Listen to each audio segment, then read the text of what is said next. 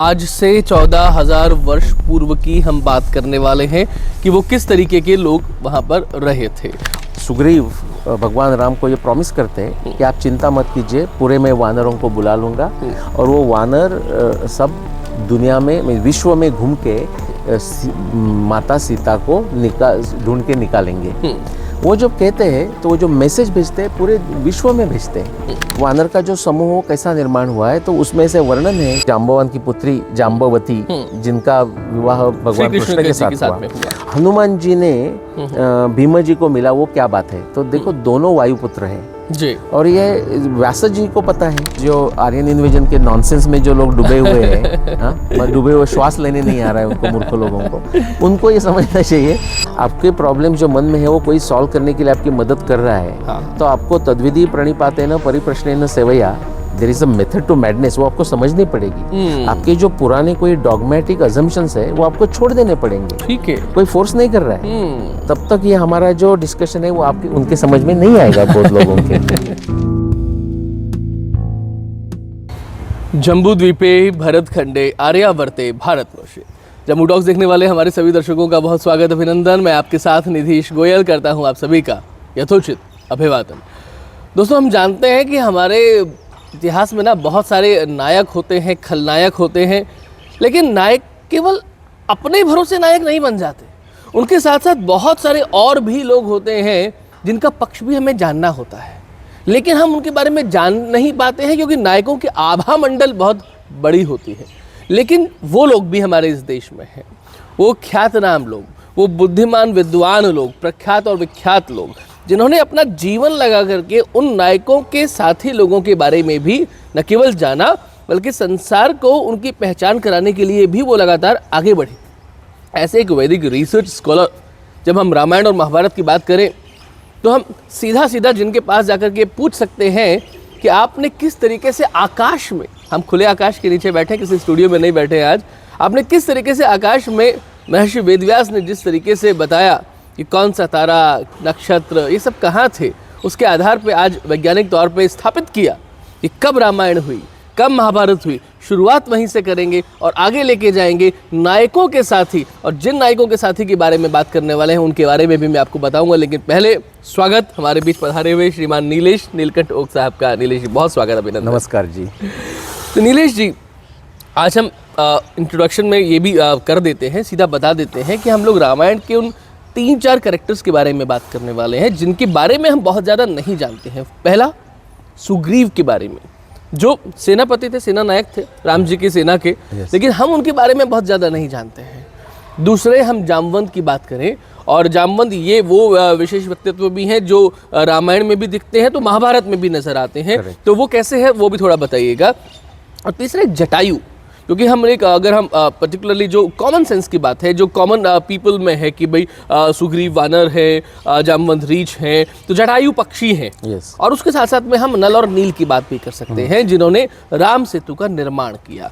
ये जो 4-5 कैरेक्टर्स हैं, ये किस तरीके से उन्नत थे, इनकी क्या विशेषताएं थी, उनके बारे में क्या हमें जानना चाहिए, जो एक्चुअली हमें कुछ नहीं पता है। केवल इतना पता है कि हाँ, ये एक बड़े वीर लोग, पराक्रमी लोग वहाँ थे, लेकिन इसके अलावा हमें कुछ नहीं पता है। तो शुरुआत करते हैं नीलेश जी, जिससे कि जो लोग, कहीं कोई अगर ऐसा व्यक्ति हो जो आपको यहाँ शायद पहली बार देख रहा हो, उसको वैसे ऐसा हो नहीं सकता, नहीं होता है, ऐसा होता है। ऐसा होता है। तो जरा उनको एक बार बता दीजिए आपके मुंह से कि किस तरीके से महाभारत की डेटिंग है, रामायण की डेटिंग है, और उसके बाद में रामायण के हर प्रमुख पात्रों की तरफ जाते हैं। अच्छा, तो संक्षिप्त में आज का जैसे कि सब्जेक्ट है कि कोई रामायण के स्पेसिफिक कैरेक्टर्स और उनका बैकग्राउंड, क्योंकि उसके बारे में बहुत लोगों के मन में बहुत सा कन्फ्यूजन रहता है। एग्जैक्टली। लेकिन उसके पहले एक ग्राउंडिंग करने के लिए, समय के लिए, क्योंकि देश काल पात्र, तो पात्र समझने के पहले देश पता चाहिए और काल भी पता चाहिए। तो हम समझ लो महाभारत की चर्चा करें तो महाभारत एक सिंप्लिसिटी है, एकदम ये क्रूड एक्सप्लेनेशन है, सिंपल एक्सप्लेनेशन है। तो जियोग्राफी में हम भारत को, आज हमें जो भारत जिसको कहते हैं वो तब का भारत नहीं है, तब का भारत तो इससे बहुत विशाल था, महाभारत का भी और रामायण का भी। तो हमारा जो आज का जो भारतवर्ष है, भारत देश है, यहाँ से हम लेके उसको ईस्ट वेस्ट ऐसा एक्सटेंड कर सकते हैं और थोड़ा उसको टिल्ट करने का, क्योंकि हमारे जो लैंड और जो है तो इंडोनेशिया तक ईस्ट में और सीरिया तक वेस्ट में ये भूभाग आता है कि जहाँ के लोगों ने महाभारत युद्ध में पार्टिसिपेशन किया। महाभारत की बहुत सारी घटनाएं हुई, वो तो हुई समझ लो ईरान, अफ़गानिस्तान, आज के पाकिस्तान, बांग्लादेश, ब्रह्मदेश, म्यांमार, नेपाल, भारत, श्रीलंका, ये एरिया में हुई। लेकिन जो लोग युद्ध करना है वो उससे भी बाहर से आए। बाहर से आए मीन्स क्या, वो भारत से ही बाहर गए हुए लोग थे, भारत के साथ उनका सिविलाइजेशनल कनेक्शन था। Right right right.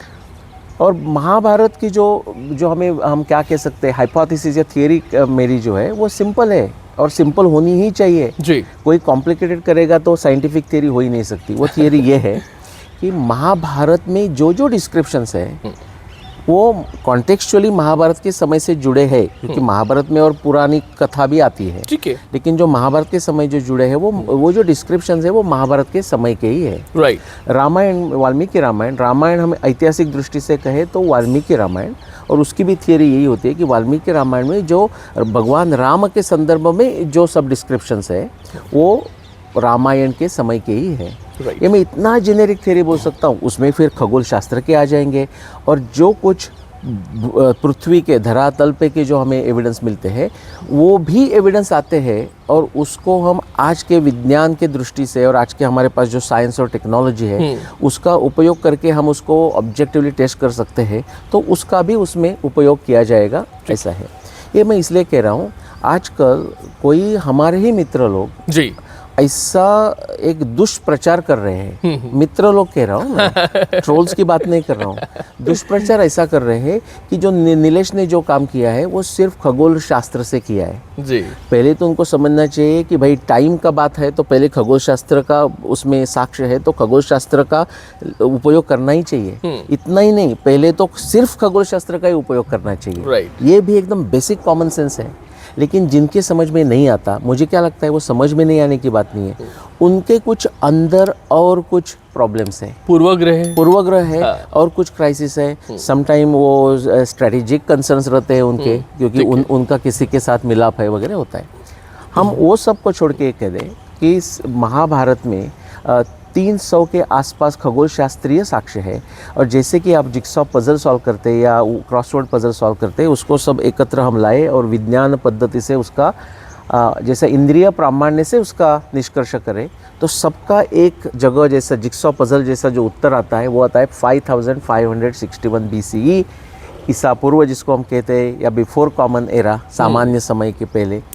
और उसमें भी समय टोटल समय करना है तो आपको 2025 उसमें ऐड करना पड़ेगा, तो 7586 हो जाएंगी। वाल्मीकि रामायण में उसका समय आता है 12209 BC, उसमें फिर 2000 ऐड करो तो 14,000 ईयर्स के पहले। तो जो अभी रामायण की जो बात करने वाले हैं, ये जो हम डिस्क्रिप्शन कर रहे हैं वो 14,000 साल पहले की बात हम कर रहे हैं। आज से 14,000 वर्ष पूर्व की हम बात करने वाले हैं कि वो किस तरीके के लोग वहाँ पर रहे थे, और वो जो प्रमुख पात्र जिनकी हमने बात की, सुग्रीव, जाम्बुवंत, जटायु, नल और नील। यस, तो हम सुग्रीव जी के साथ प्रारंभ करते हैं, और सुग्रीव जी की बात करेंगे तो उसमें नल नील जो कुछ वानर है वो आ जाएंगे उसमें ही।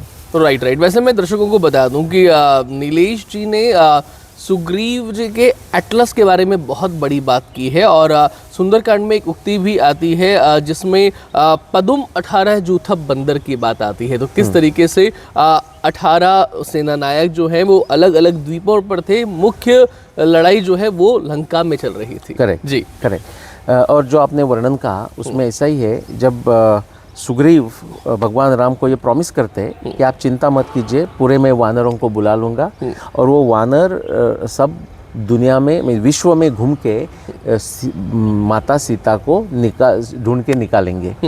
वो जब कहते हैं तो वो जो मैसेज भेजते हैं पूरे विश्व में भेजते हैं। तो जब भगवान राम लक्ष्मण को भेजते हैं कि भाई, उसमें लक्ष्मण को भेजते हैं सुग्रीव के पास कि देर क्यों हो रही है, इतना विलंब क्यों, ठीक है, तो वो बोलते कि अरे वो मैंने मैसेज भेजे हैं और वो वानर सब लोग आ रहे हैं। तो जैसा आपने कहा 18 अलग अलग द्वीप से आए थे, वैसे ही अलग अलग जगह से आए थे।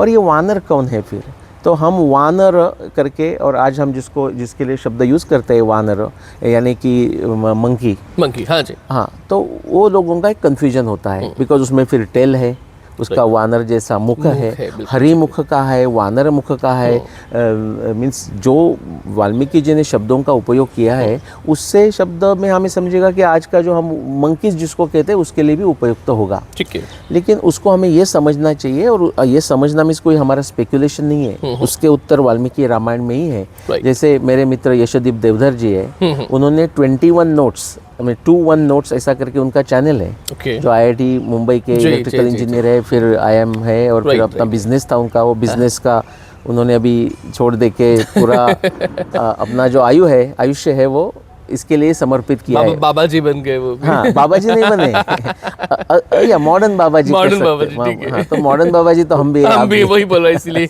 या तो उन्होंने बहुत अच्छा बताया है कि उसका संक्षिप्त में बताता हूँ कि वो मास्क जैसा है। अच्छा। हाँ, जैसे कि फर्स्ट टाइम भगवान राम लक्ष्मण उनको मिलने जाते हैं, जी। मिलने जाते हैं यानी कि उनको मिलने नहीं जा रहे, लेकिन उनको बताया है कि आप जाके सुग्रीव को मिलना।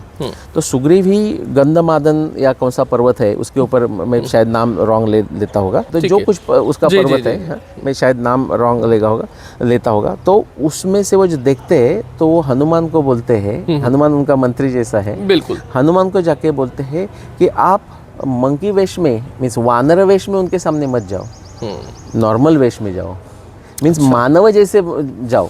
तो सामान्य वेश आपका वही है। हाँ, हाँ। नहीं, सामान्य वेश वानरों के लिए तो क्या है, जैसे कि वो मिलिट्री के लिए सामान्य वेश भी मिलिट्री यूनिफॉर्म, राइट। वैसा वानर के लिए यूनिफॉर्म है, लेकिन वो मानव रूप में जाओ। ओके, तो मानव रूप में वो जा पा रहे हैं, वो तो मानव ही है, मानव ही है, मानव यस, ही है। इसीलिए। और पूरे पॉलीग्लॉट है, उनको वो तो भाषा आती है, आराम से उनका वार्तालाप हो रहा है, संस्कृत उनको आ रही है, वो संस्कृत ग्रामेरियन है, लेकिन वो संस्कृत ग्रामेरियन वो सात्विक भाव से, क्योंकि आजकल मुझे तामसी भाव के भी संस्कृत ग्रामेरियन मिलते हैं करके मैं कह रहा हूँ। तो वो जो मिलते हैं वो बात होती है। और एक 2-4 घटना बता दूं कि कभी भी जो वानर स्त्रियाँ है, उनको स्त्रियाँ ही कहा है, उनका कभी उनके टेल का उल्लेख आता नहीं। तो जैसा कि वो बॉडी गियर है, मिलिट्री जैसा है, जैसा कि मिलिट्री मैन आज भी सर्विसमैन का जब उनका कोई फंक्शन होता है तो वो लोग समझ लो मिलिट्री ड्रेस में रहेगी, तो समझ लो, लेकिन उनकी पत्नी है, वो तो ऑर्डिनरी साड़ी में ही रहेगी। बिल्कुल एग्जैक्टली वैसा है वो। और उसका वर्णन ही आता है। दूसरा एक वर्णन बता दूं, जब वहाँ लंका में युद्ध का प्रारंभ होने वाला है जी, तो भगवान राम जब इंस्ट्रक्शन देते हैं वानर आर्मी को, तो उसमें बहुत सारी इंटरेस्टिंग बातें, सिंपल उन्होंने कहा वो बहुत सिंपल है, लेकिन उसमें जो बैकग्राउंड में हमें जो समझने के लिए जो इन्फॉर्मेशन है वो बहुत डीप है। वो कहते हैं कि हमारे जो वानर जो सैन्य है वो वानर यूनिफॉर्म में ही लड़ेंगे। अच्छा, कोई मनुष्य रूप में लड़ेगा नहीं, मीनिंग आपको आपके जो वस्त्र प्रावरण है वानरों के वो उपयोग करना पड़ेगा।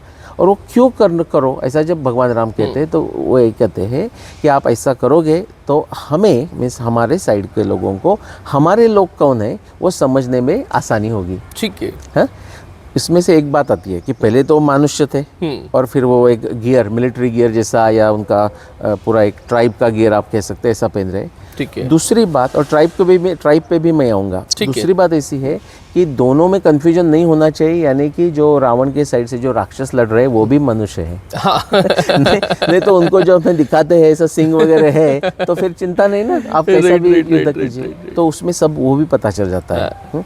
और जो बातें आती है कि जो हम आर्य यानी कि नोबल करके जो विशेषण हम यूज़ करते हैं, वो विशेषण तारा वाली को आर्य कहती है। बिल्कुल। तो जैसा कि सीता भगवान राम को आर्य करके पुकारती है, यानी नोबल पर्सन, आर्यपुत्र कहते हैं। हाँ, तो वो सब सेम ही है। और एक सिर्फ बात बता दूं उनके आइडेंटिटी के बारे में कि ये वानर का जो समूह हो कैसा निर्माण हुआ है, तो उसमें से वर्णन है कि कोई जो है, जैसे कि हम ब्रह्मर्षि, राजर्षि ऐसा कहते हैं, जैसे कि 4 वर्ण के बाद, सिमिलरली वानर में जो लोग आए हैं, जैसे कि हम अभी हमारे सिख कम्युनिटी के बारे में बात कर सकते हैं ना, कि वो जाट है, वो अपना पहले सबसे बड़ा लड़का पहले देते थे, अभी तो वैसा हो गया, ठीक है। सिमिलरली वो ऐसा जो वानरों का जो समूह हुआ है उसमें से ऐसा कहा है कि कोई जो है वो ब्राह्मण समुदाय से आए हैं, मीन्स ब्रह्मर्षि के समुदाय से आए, कोई ब्रह्मर्षि के पुत्र है उसमें, कोई राजर्षि के पुत्र है उसमें, तो पूरे जो हमारा कॉमन समुदाय है उसमें से ही आए हुए लोग हैं। फिर परंपरा से वो वानर रहे होंगे, वो भी इंद्रपुत्र, सूर्यपुत्र ऐसा भी कहा जाता है। वो तो है ही, वो- वो तो जैसा कि हम अर्जुन को भी इंद्रपुत्र कहेंगे और भीम को वायुपुत्र कहेंगे, ऐसी बात हो गई। ठीक है। हाँ? अभी आपने सब्जेक्ट ही निकाला है तो और एक बता दूं कि जैसे अभी जाम्बवान के बारे में भी बात आएगी। हाँ जी। वैसे तो अब आज हम हनुमान जी की बात नहीं कर रहे, लेकिन मारुति जो हनुमान जी है उनके बारे में भी बात आती है ठीक है। कि वो रामायण में भी है और वो फिर महाभारत में भी, महाभारत में भी बिल्कुल। है। तो ये क्या चीज़ है, इसको हमें विविध ढंग से समझना पड़ेगा। जी। लेकिन जो मैं आपको एक्सप्लेनेशन दे रहा हूँ वो जो मुझे समझ में भी आता है और वो एक्सप्लेनेशन मुझे सेटिस्फाई करता है। फिर जब लोग सुनते हैं तो उनको क्या प्रॉब्लम होता है, लेकिन ये मुझे समझ में नहीं आया या ये मुझे ठीक नहीं लग रहा है। अच्छा। ऐसा दोनों बातें हो सकती है कि उनको समझ में भी नहीं आ सकता किसी के और उनको ठीक भी न लगे, ओके। वो हो सकता है। तो फिर इसका उसका अर्थ ही ये है कि हमारी हर एक की जो एक हम क्या कह सकते हैं, हमारी विवेक बुद्धि, हमारी विज्ञान बुद्धि, हमारी तर्क बुद्धि, प्रज्ञा, ये सब जो पीछे बैकग्राउंड नॉलेज, उसमें सब विविधता है ना, ठीक बात उसके अनुसार फर्क हो जाता है। राइट। तो ये एक हमारा एफर्ट है कि एक लोगों के सामने सरल रखना, प्रकार से हम उसे दर्शकों के पास में, हमारे लोगों के पास में लेकर के जाएं। जैसे कि हमारी जो संस्कृति है वो मुमुक्षु संस्कृति है, सिविल सीकर्स की संस्कृति है जी। उसमें बाकी लोग आपको मदद कर सकते हैं, लेकिन जो आपको जो मन में जो आपको निराकरण करना है वो आपको खुद को ही करना है। Right right right. दूसरे सिर्फ मदद कर मदद सकते कर हैं, सकते हैं। उसके लिए आप थैंकफुल होना है। ऐसा नहीं कि भाई आपने ऐसा बोला वो मुझे बराबर कृतज्ञता का माहौल तो रखना होगा, उससे ही आपको रखना ज्ञान बढ़ेगा। तो जैसे कि हम जाम्बवान के लेते कि वो भी जाम्बवान की पुत्री जाम्बवती, जिनका विवाह भगवान कृष्ण के साथ हुआ, और जब भीम चले गए तो उनको बीच में एक बार हनुमान जी मिले थे। उठाने वाला वर्ण दिखाता तो है। वो हमें जाम्बवान के ऐसा आएंगे कि जाम्बवान जैसे उसमें वो आते हैं वृक्ष कम्युनिटी, जैसे वानर कम्युनिटी है वैसे वृक्ष कम्युनिटी है। हाँ? वैसे ही जो जटायु और संपाति का है वो गृध कम्युनिटी है, गृध कम्युनिटी है, और उनके हम स्किल सेट पे आएंगे एक मिनट में। तो जाम्बवान के जो जनरेशन्स है, उनके जो वंशज है, वो जैसे कि रामायण के समय के भगवान राम के भी वंशज, जैसे कि अयोध्या के दीर्घ यज्ञ और कौशला के बृहद बल, अच्छा, उनका वर्णन महाभारत में आता है। 28th रॉयल जनरेशन है, ओके। 28th, तो 28 रॉयल जनरेशन, लोग क्या करते हैं 28 जनरेशन टाइम्स 20 30 50 करते हैं, नहीं, उससे मूर्खता कोई नहीं है। ये रॉयल जनरेशन्स यानी कि जो प्रसिद्ध प्राधान्यता से जो मुख्य फेमस कोई होके गया उसका नाम आया है उसमें, बीच में के छोटे मोटे का नाम नहीं आया है जिन्होंने कुछ किया। जैसे हम लोग देखते हैं तो हम महाराज रघु के बारे में जानते हैं, महाराज दिलीप के बारे में, दशरथ के बारे में नहीं जानते, सबके बारे में नहीं जानते। ठीक बात है। एग्जैक्टली वैसे ही है। तो उनका जैसा वर्णन है वैसे ही ये जाम्बवान के डिसिप्लिन, अपना क्या कहेंगे, उनके फैमिली मेंबर्स के जाम्बवान है, वो दो सेम जाम्बवान नहीं है। ओके। जो रामायण के है वो, लेकिन उनके परंपरा में चलते आ रही है। जैसे कि, और फिर थोड़ा डाइग्रेशन होगा, लेकिन जब विश्वामित्र भगवान राम को दशरथ से मांगने आते हैं, तो वाल्मीकि रामायण में ऐसा एक वर्णन आता है कि तब दशरथ जी का, महाराज दशरथ का आयु 60,000 ईयर्स थे ना। ये तो कोई विवेक बुद्धि में बैठता नहीं। तो जैसे कि मैं और मेरे जो को रिसर्चर्स है, आप उनको कल मिले, रूपा भाटी जी, हाँ। तो उन्होंने हम जब उसमें संशोधन किया है तो ये स्पेकुलेशन है, ये हाइपोथेसिस है, लेकिन ये ऐसा है कि जो क्या आप कह रहे हैं वो कि जो दशरथ है उनका जो इक्ष्वाकु वंश है, उनका जो ट्रेसेबल जो एंटिक्विटी है वो 60,000 ईयर्स तक की है। अच्छा, तो इसका हम अप्रॉक्सीमेटली कह सकते हैं कि शायद, मीन बिकॉज ये हाइपोथेसिस है, एविडेंस लगेगा बाद में, कि इक्ष्वाकु का समय शायद 72,000, जैसा कि तोबा एक्सप्लोजन के बाद, या ऐसा हो सकता है। क्योंकि वहाँ से अभी हम तो 14,000 ईयर्स पीछे चले गए, उसमें आप 60 ऐड करो तो 74,000 ईयर्स हो जाते हैं ना। ठीक है। तो वो समय हो सकता है। उसके लिए कंसिस्टेंट मैं और आपको और एक एक्सप्लेनेशन देता हूँ कि जैसे भगवान राम रावण का वध करके अयोध्या में आ गए, उसके बाद जो वर्णन आता है उसमें आता है कि उसके बाद भगवान राम ने 11,000 ईयर्स राज्य किया। हाँ, वो भी विवेक बुद्धि में नहीं बैठेगा। तो उसका अर्थ क्या है, ये भी हमारा हाइपोथेसिस है, मैं कहूँगा रूपा भाटी जो मेरा, कि समझ लो उसमें वाल्मीकि रामायण का ग्रंथ तो आ रहा है, उसमें कोई छोटे मोटे बदल होते हैं, लेकिन हम ये दिखा सकते हैं कि उसमें ड्रामेटिक बदल नहीं हुए, ठीक है। कोई इंटरपोलेशन हुए, वो छोटे मोटे तो सब में होते हैं। दुनिया का कोई ऐसा लिटरेचर नहीं जिसमें इंटरपोलेशन नहीं होते। नहीं होता, ठीक है। लेकिन समझ लो कि हमारे आज के समय से पहले 3000 साल पहले हम चले जाए, समझ लो अप्रोक्सीमेटली, इसलिए 3000 जा रहा हूँ मैं, ठीक है। कि उसमें किसी ने ये किया होगा कि उनको लगा कि अरे भगवान राम का जो तब समय हुआ, तब से आज भी भगवान राम का ही एक हमें सबके मन में आदर है। आज जो हमारे आज में भी हमारे 14,000 ईयर्स के बाद भी आदर है। तो उन्होंने लिखा होगा, समझ लो ऐसा, कि भगवान राम का राज्य तो अभी भी चल रहा है, यानी कि उन्होंने 11,000 ईयर्स राज्य किया, जैसे हमने किया। तो 11,000 ईयर्स तब तक हुआ, प्लस अभी हमारे 3,000 साल के समझ ऐड कर दो तो 14,000 ईयर हो जाते हैं। तो जो हम ये अपना जो सुग्रीव है उनका समरी करते हैं। हाँ। तो सुग्रीव को भी बहुत बड़ी कला थी कि वो फ्लाई कर सकते थे। एग्जैक्टली, हम लोग स्किल सेट की बात अब करने वाले हैं। ये बहुत महत्वपूर्ण सेगमेंट है कि हम पर्टिकुलरली जाने कि उनका स्किल सेट क्या था, वो किस किस चीज में प्रवीण थे। हाँ। इनको महारत हासिल थी। हाँ। युद्ध में प्रवीण है, और फिर मीन्स ट्रैवलिंग लाइक फ्लाइंग करके जा सकते हैं। फिर सुग्रीव तो भूगोल के भी तज्ञ हैं। हाँ, थोड़ा इसके बारे में बताइए। हाँ, जैसे कि सुग्रीवाज एटलस करके मेरे टॉक्स है, कि जहाँ आप किष्किंधा कांड में समझ लो जो सर्ग है, लाइक 40, 41, 42, 43 में आप बात करें, तो सब वानर विश्व से अंदर एक जगह आ गए किष्किंधा में, जो अभी कर्नाटक में है, हम्पी बेलारी एरिया का। राइट। तो उन्होंने, सुग्रीव जी ने उनको 4 डिवीजन में, सर्च पार्टी के डिवीजन में, ऐसा सर्च पार्टी में विभाग कर दिया उनका, और चारों दिशा में उनको भेज दिया। अच्छा। और बोला कि जल्दी जाके जल्दी सर्च करके सीता के बारे में इंफॉर्मेशन लाना है। ठीक है।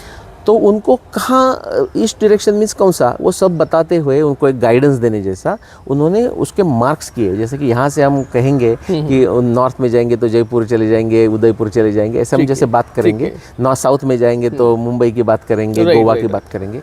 ऐसे जो मार्कर्स बता रहे हैं ना, सुग्रीव ने जो उसमें जो डिस्क्रिप्शन किए हैं, आज का हमारा जो ज्ञान है, भौगोलिक ज्ञान, उसका उपयोग करके हम एग्जैक्टली बता सकते हैं सुग्रीव जी क्या बता रहे हैं। अच्छा। सिंपल समरी में सुग्रीव जी ये बता रहे हैं कि सुग्रीव जी को 14,000 साल पहले ये अत्यंत उत्तम परिस्थिति में ये ज्ञान पता है कि पूर्व में, भारत से पूर्व में जाते जाते, मीन्स वो हमारे थाईलैंड, आज के थाईलैंड, इंडोनेशिया, मलेशिया, उनका तो ज्ञान है ही, फिलीपींस का। उसके बाद जो पैसिफिक ओशन है उसको क्षीर सागर कहा है रामायण में, लेकिन उसके बाद जो दक्षिण अमेरिका है उसका भी उनको ज्ञान है। अच्छा, दक्षिण अमेरिका तक उनको इतना ज्ञान किस तरीके से? बहुत ही बढ़िया ज्ञान। जैसे कि वहाँ वो कहते हैं कि वो जो पूर्व दिशा का एंड कहाँ होगा, पृथ्वी तो राउंड है, गोल है, उनको भी पता था। तो एंड करने के लिए उन्होंने ऐसा कहा है ना कि ये जो अनंत माउंटेन, जो एंडीज माउंटेन है, उसको महाभारत में अनंत कहा गया है। उसको उदय पर्वत भी कहा गया है, बिकॉज वो पूर्व दिशा का निर्माण करने के लिए करके, पूर्व दिशा का एंड हो गया करके।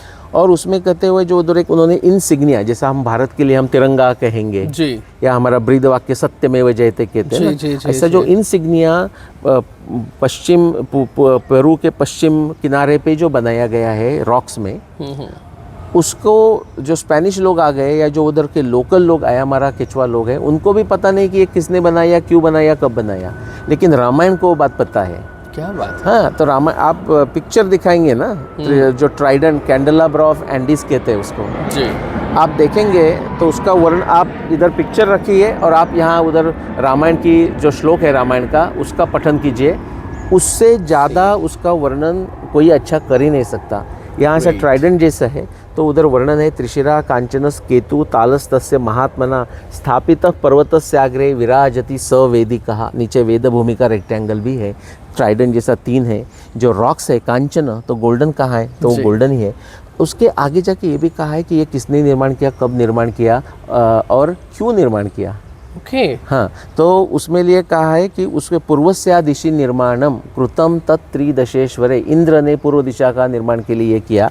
ततः पर हेममय श्रीमान उदय पर्वत, और कहा एग्जैक्टली लोकेशन भी इतना सुंदर दिया है, टाइम भी दिया है, कृतव युग में किया या निर्माण किया आप कह सकते हैं, लेकिन रामायण के पहले ही किया। हाँ, वो तो है। हाँ, और ततः पर हेममय श्रीमान उदय पर्वत, उसके आगे आप चले जाइए तो हिमाच्छादित आपको पर्वत मिलता है, उसका नाम उदय पर्वत, जो कि हमारा आज का एंडीज है। और जब पश्चिम में भारत से चले जाइए तो आप आल्प्स तक जाते हैं, आल्प्स तक के वर्णन आते हैं। आल्प्स को उन्होंने कहा है अस्तगिरी, अस्तगिरी, उदय उदय उदय पर्वत है, इधर अस्तगिरी अस्तगिरी है। और बीच में ना समझ लो भारत से पूर्व में भी है, लेकिन विशेषता भारत से निकल के पश्चिम में जाते हुए जो बीच में के जो एरियाज है, जैसे कि आज के हम कहेंगे कैस्पियन सी, जॉर्जिया, रोमानिया वगैरह जो एरियाज है ना, उसमें ऋषि के आश्रम थे, ऐसे वर्णन आते हैं। ऋषि लोगों के आश्रम थे उसमें, ऐसे वर्णन आते हैं। चलो ये हो गया उसका। नॉर्थ साउथ का शॉर्ट में कर देता हूँ। उत्तर में उनको आर्टिक सी का पता है, और दक्षिण में उनको यमपुरी जिसको कहते हैं वो अंटार्कटिका का पता है। अच्छा। अभी यूरोपियन लोगों ने तो डिस्कवर अंटार्कटिका कब की? 1730 में, 18th सेंचुरी में जी। वैसे तो यूरोपियन लोगों ने हमें भी डिस्कवर किया ऐसा उनको लगता है वो 15th सेंचुरी में। वो तो अगेन वो मूर्खता की बात है, लेकिन उसमें से हमें समझना है तो उनको हमें वो अलग सब्जेक्ट है कि डिस्कवरी मीन्स क्या है। उनके लिए वो एक वेरी फैनेटिक रिलीजियस कंसेप्ट है कि आपने ढूंढ लिया तो उसके ऊपर एक्सप्लोर करो, उसमें हम जाते नहीं। तो ये हो गया हमारे सुग्रीव जी के बारे में। अंटार्कटिका का बात किया तो मुझे थोड़ा सा एकदम से स्ट्राइक हुआ बर्मुडा ट्रायंगल के बारे में भी, बिकॉज जब हम यमपुरी की बात करते हैं तो ये भी उनको जानकारी में नहीं जो कई बार मैंने सुना हनुमान जी की जो जंग है वो बर्मुडा ट्रायंगल है, ऐसा लोगों ने लोगों को क्या मैं लगता है ना, ये बुरी बात नहीं है, बिकॉज वादे जाए थे तत्वबोधो, थोड़ा स्पेकुलेशन का भी यूजफुल है, एज लॉन्ग एज उनको पता है कि ये स्पेकुलेट कर रहे हैं। राइट। ये जैसे कि मैंने कहा ये मेरा हाइपोथेसिस है 68,000 का, वो क्लियर करना चाहिए, क्योंकि हाइपोथेसिस को जब आप साक्ष्य लाते हैं और बार बार उसका इंद्रिय प्रामाण्य से होता है तो उसका सिद्धांत बन जाता है। बात है ना, नहीं तो वो प्रमेय ही है पहले। बिल्कुल ठीक है, बिल्कुल ठीक। तो ये किसी का प्रमेय तो उनको करना पड़ेगा, जब तक कि मेरा जो मर्यादित लेकिन तब भी 30 साल का जो अभ्यास है उससे मैं कह सकता हूँ कि बर्मुडा ट्रायंगल के बारे में कोई भी कुछ नहीं है मुझे जब तक पता है। ओके ना, उनको फ्लाइंग आता है, वो एक ध्यान रखिए, ये वानर लोगों को, लेकिन सब वानरों को नहीं आता, ये भी इम्पोर्टेंट है। अंगद को आ रहा है, हनुमान को आ रहा है, और भी कोई किसी को आ रहा है, सुग्रीव को आ रहा है, और हनुमान उसमें सबसे श्रेष्ठ है करके ही वो सीता जी को ढूंढने जाते हैं। वो पूरा का पूरा उस समुद्र का लंघन करते हैं। आपको मैं एक छोटा सा बताने का भूल गया कि ये जो अभी हनुमान जी ने भीम जी को मिला वो क्या बात है। तो देखो दोनों वायुपुत्र हैं जी, और ये व्यास जी को पता है। तो ये ऐसा है कि हम ऐसा कहते हैं कि जैसा कि अवतार, एक अवतार दूसरे अवतार को मिलता है, जैसे कि परशुराम राम जी को भी मिलते हैं और उनका युद्ध होता है, और उसमें हम कहते हैं कि परशुराम जी हार गए वगैरह वगैरह सब। तो बेसिकली क्या है, वो हारने से भी ऐसा है कि वो अवतार की एक समाप्ति हो गई है और इज पासिंग द बटन। जैसा हम रिले रेस रहते 400 का, तो 100 के बाद ऐसा नहीं कि उनका कुछ हो गया, बोलते मेरा अभी जॉब हो गया, अभी now take it from here. ये जो बात है ना, एग्जैक्टली ये बात हमें हनुमान जी और उनका जो भीम जी के साथ जो मिलना है उसमें समझना पड़ेगा। हाँ, तो इस दोनों वायुपुत्र हैं। He is essentially, Hanuman ji is passing the button. Hanuman ji भी बहुत क्या शक्तिशाली थे और भीम भी शक्तिशाली। भीम का भी वर्णन ऐसा है कि 100 हत्ती का उनमें बल था। वो नागलोक में गए थे, सुधा रस की बात जब आती है, राइट। तो वो जो पासिंग द बटन है। अभी हम जो दो है और जाम्बवान उनके आते हैं। तो जाम्बवान का हमने तो वंश की बात की, तो उनके ही वंशज है जाम्बवान, जिनकी पुत्री जाम्बवती करके वो हो गया। ठीक है, लेकिन जाम्बवान का वैशिष्ट्य क्या है, जो हमें लिमिटेड इन्फॉर्मेशन है उसमें जाम्बवान का वैशिष्ट्य ये है कि जब राम लक्ष्मण बेशुद्ध हो जाते हैं इंद्रजीत के पाश से जी, तो उसमें जब क्या औषध लाया जाए तो पहले जाम्बवान को ढूंढा जाता है कि लोगों का साथ कि जाम्बवान है तो हम बच जाएंगे। फिर जाम्बवान को ढूंढा जाता है तो जाम्बवान भी क्या कहते हैं, हनुमान बचा है क्या, बिकॉज हनुमान बचा है तो हम बचेंगे, नहीं तो नहीं बचेंगे। आगे की स्टोरी में हम जाते नहीं, लेकिन वो द्रोणागिरी जो करके पूरा वनस्पति लाया वगैरह, आपको संजीवनी लाया पता है। तो जाम्बवान ये उनका युद्ध में तो काम कर ही रहे, मिलिट्री मैन तो है ही, वो सबको करना पड़ रहा था, लेकिन उसमें उनका एक्सपर्टीज मेडिसिन मैन आप कह सकते हैं। ओके हाँ, अभी गृध पे आ जाते हैं। लेकिन यहाँ पर वो बहुत उस समय भी बहुत वृद्ध बताए जाते हैं, और ये भी आता है जब समुद्र लंघन की बात थी, तो जाम्बवंत के बारे में ये भी आया कि उन्होंने कहा कि मैं अब पहले तो मैं कर जाता, लेकिन अब मैं बहुत वृद्ध हो गया हूँ तो मैं नहीं कर पाऊंगा। तो इसका मतलब उनका शौर्य और जो उनका फ्लाइंग कैपेसिटी जो है ये भी और वो सलाहकार के रूप में बहुत रहे हैं वहाँ पर हर चीज के लिए। हाँ, एकदम ही। जैसे कि ग्रुध का भी फ्लाइंग है, सबका फ्लाइंग स्किल्स है एंड इट्स वेरी इम्प्रेसिव है वो बात, यू नो। बट जैसा कि आपने कहा कि वो वृद्ध हो चुके हैं, जैसे कि भीष्माचार्य तो युधिष्ठिर को सलाह दे रहे हैं सब बातों में। कृष्ण कहते हैं, व्यासदेव जी भी कहते हैं, जब वो गंगा किनारे 1 महीने के लिए रुके थे युद्ध के बाद, तो कोई जब प्रश्न आते हैं उनको, और नारद मुनि इतर सब लोग उनका निराकरण करने का प्रयत्न कर रहे हैं युधिष्ठिर का, लेकिन कोई जब प्रश्न युधिष्ठिर पूछते हैं तो व्यासदेव उनको कहते हैं, कभी कभी भगवान कृष्ण भी कहते हैं, लेकिन व्यासदेव कहते हैं कि ये जो प्रश्न है ना, होल्ड ऑन टू दैट प्रश्न, ये आप रखना युधिष्ठिर को भीष्म जी को पूछने के लिए। हाँ? तो मैं ये इसलिए बोल रहा हूँ कि जो भीष्म जी को इतना पता है, तब भी जब द्रौपदी ने उनको पूछा ये वस्त्रहरण के समय में, आप उत्तर तो बोला कि मैं हतबल हूँ, मैं उसका उत्तर नहीं दे सकता, धर्म का स्वरूप सूक्ष्म है। ऐसी बात तो जैसी हुई, ऐसी जाम्बवंत की एक अलग बात है कि मैं कर सकता हूँ लेकिन मैं अभी वृद्ध हो गया हूँ। तो उनका वो एक विशेषता औषधि में या मेडिकल साइंसेस में उनका एक एक्सपर्टीज है। ऐसा वो बुद्धिमानी सलाहकार, एक एडवाइजर के तौर पे हो सकते हैं। हाँ, बिकॉज ऐसा है ना, हमारे जो शास्त्र है, हमारे जो एक्सपर्टीज है ना, वो सब मल्टी डिसिप्लिनरी है। ये वेस्ट के लिए मल्टी डिसिप्लिनरी शब्द का उपयोग करना पड़ता है। हमारे यहाँ आपको सच में किसी बात का ज्ञान हो तो मल्टी डिसिप्लिनरी आपको होना ही पड़ेगा। राइट। ये कोई ऐसा नहीं है कि अच्छा मैं अभी मल्टी डिसिप्लिनरी करूँ क्या, ऐसा नहीं है।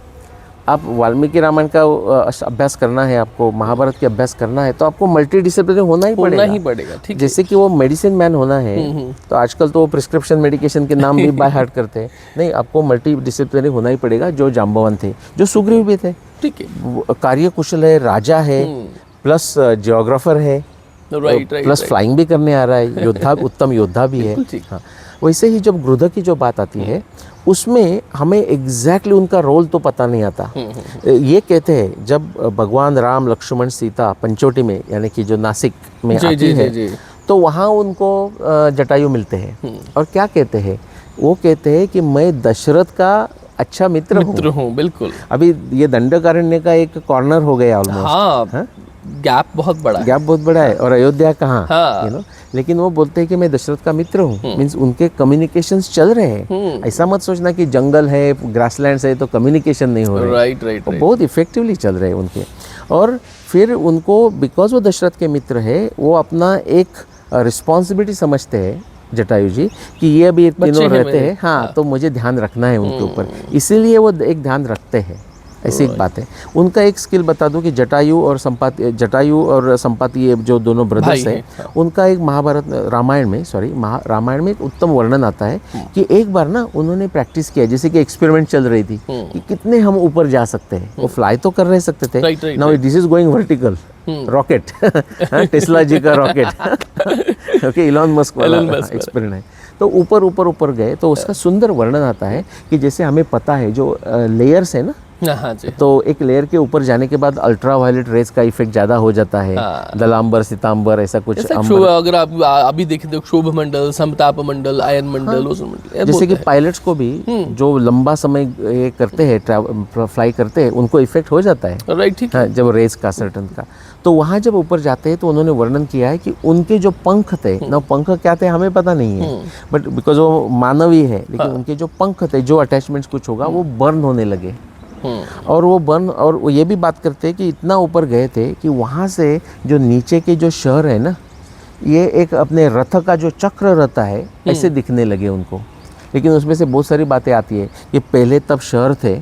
हाँ? दूसरी बात, रथ था, बिकॉज जो आर्यन इन्वेजन के नॉनसेंस में जो लोग डूबे हुए हैं, हाँ, डूबे हुए, श्वास लेने नहीं आ रहा है उनको, मूर्ख लोगों को, उनको ये समझना चाहिए कि वो चक्रों की बात भी कर रहे हैं। अभी चक्र तो सूर्य भी चक्र है, चंद्र भी चक्र है, तो इतना समय लगना नहीं चाहिए। लेकिन हमारे यहाँ ऐसे कोई महाविद्वान है कि उनको लगता है कि जो चक्र है उसका जो इन्वेंशन हुआ वो सिर्फ 5000 साल पहले या 6000 साल पहले ही हुआ। वो तो सारी पूरी गणित ही उनकी उसके इर्द गिर्द घूमती है। नहीं, और उनको, हमें लोगों के लिए बताना जरूरी है कि ये मूर्खता है। बिल्कुल, क्योंकि उसके लिए समय नहीं लगता। आप क्यूकम्बर, उसको भी कट करोगे तो भी सर्कल हो सर्कल जाता है उसका समय नहीं लगता।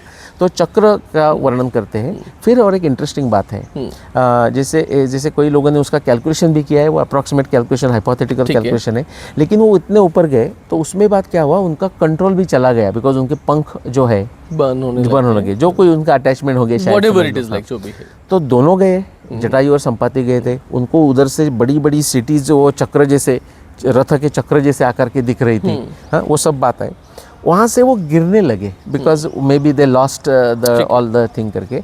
अभी आश्चर्य की बात है कि वो एक जगह से गिरने लगे, लेकिन जो संपाति है वो ऑलमोस्ट मीन्स हमारे जो केरल है आज का, वहाँ गिर गए, और जटायु दंडकारण्य में यानी कि नासिक में गिर गए। ठीक है। तो इमेजिन किए कि ऊपर ऑलमोस्ट गए, वहाँ से वो गिर रहे हैं, और जो उसका नेचुरल जो उनका पर्टर्बेशन हुआ था उसमें से इतने दूर वो चले गए।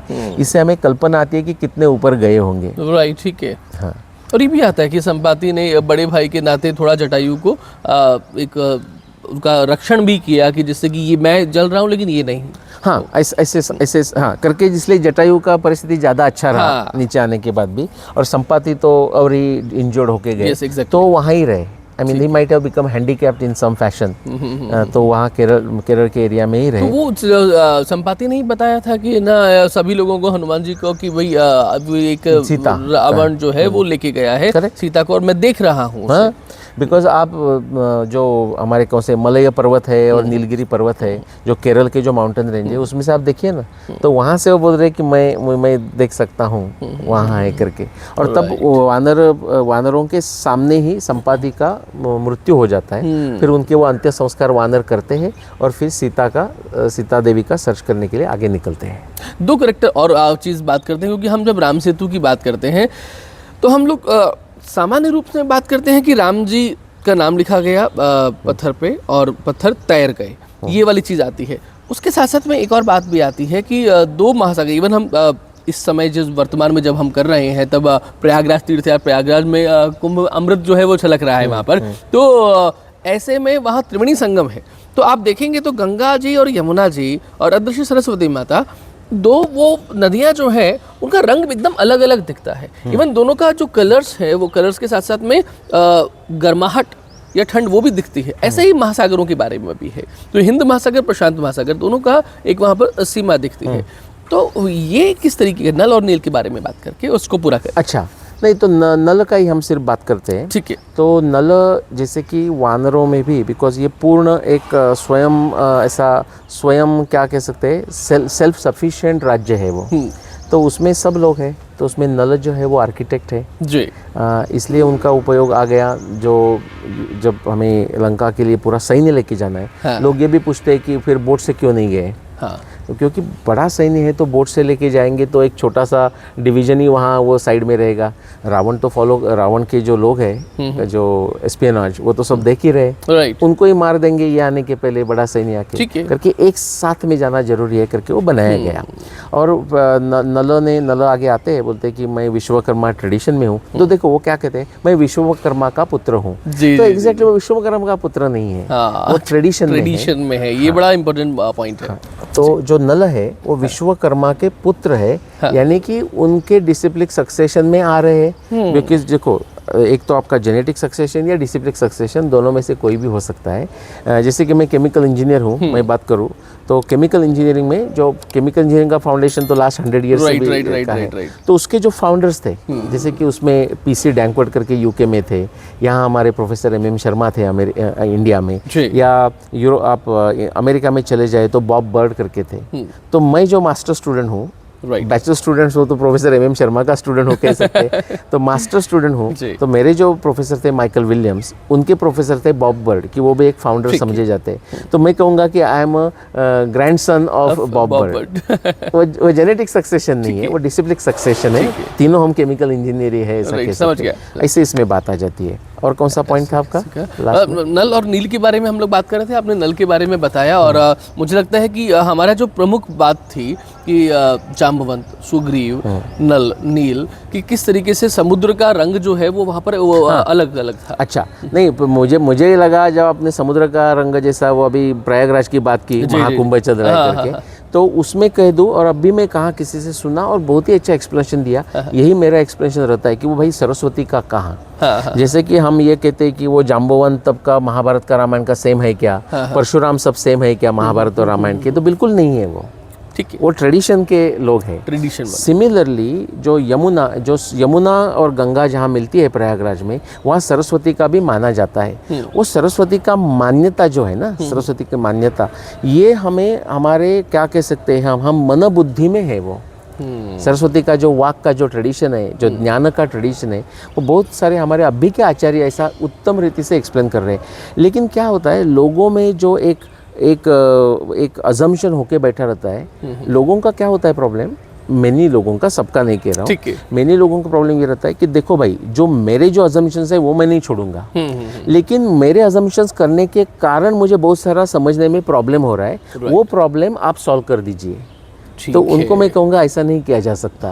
आपके प्रॉब्लम जो मन में है वो कोई सॉल्व करने के लिए आपकी मदद कर रहा है, तो आपको तद्विधि प्रणिपातेन परिप्रश्नेन सेवया, there is a method to madness, वो आपको समझनी पड़ेगी। आपके जो पुराने कोई डॉगमेटिक अजम्पशंस है वो आपको छोड़ देने पड़ेंगे। ठीक है, कोई फोर्स नहीं कर रहा है। तब तक ये हमारा जो डिस्कशन है वो आपके उनके समझ में नहीं आएगा बहुत लोगों के। बस इसके ऊपर मैं नहीं, ये बहुत सुंदर आपने प्रेजेंटेशन दिया है। और अब इतने सारे पॉइंट्स हैं और बात करते करते हमारे पास में जो आज का अवेलेबल समय था वो पूरा हुआ, लेकिन इतने सारे पॉइंट्स मुझे तो ध्यान में आ रहे हैं कि कितनी बातें की जा सकती है। तो जितनी बार भी नीलेश भाई जी का हमें समय मिल पाएगा, उनके साथ में हम लोग बैठ पाएंगे, तो आपके लिए इससे भी उत्तम चर्चाएँ, बिकॉज यही वो जो पॉडकास्ट है ये एक तरीके से पुराने समय के अंदर शास्त्रार्थ जिस तरीके से होता था, तो वही वाला एक पैटर्न है और ये हम सबको लोगों के लिए बहुत ज़रूरी है। तो जितना हम लोग पढ़ें, क्योंकि यहाँ तो हमने एक आपको क्लिक देने का प्रयास किया है, एक हल्का सा एक ना स्पार्क देने का प्रयास किया है, लेकिन आपको पढ़ना तो श्रीमद् भगवत गीता को पढ़ेगा, पढ़ना तो आपको श्रीमद् रामायण को पढ़ेगा, और उसको जितना पढ़ेंगे, मन से पढ़ेंगे, स्वाध्याय करेंगे, उतना बहुत अच्छा रहेगा। बाकी आप जम्मू टॉक्स पर नीलेश जी के कई और भी वीडियोस हैं, वो भी आप देखिए, और उसके अलावा बहुत सारे और वीडियोस आपको मिलेंगे, प्लेलिस्ट में मिलेंगे, पॉडकास्ट में मिलेंगे, वो भी देखें और चैनल को सब्सक्राइब करें, वीडियो को लाइक और शेयर करें, क्योंकि छोटी छोटी क्लिप्स भी हम बनाएंगे, तो वो भी आप उसको भी आगे बढ़ाइएगा। तो अपने आप को आगे बढ़ाइए, भारत को आगे बढ़ाइए, भारत की स्व की परंपरा को आगे बढ़ाइए। आज के लिए इतना ही। नीलेश जी, बहुत बहुत धन्यवाद आपका स्टूडियो में पधारने के लिए, इस खुले आकाश के नीचे बेसिकली बात करें, open air studio, exactly open air studio. नमस्कार, बहुत धन्यवाद, प्रणाम, जय श्री राम।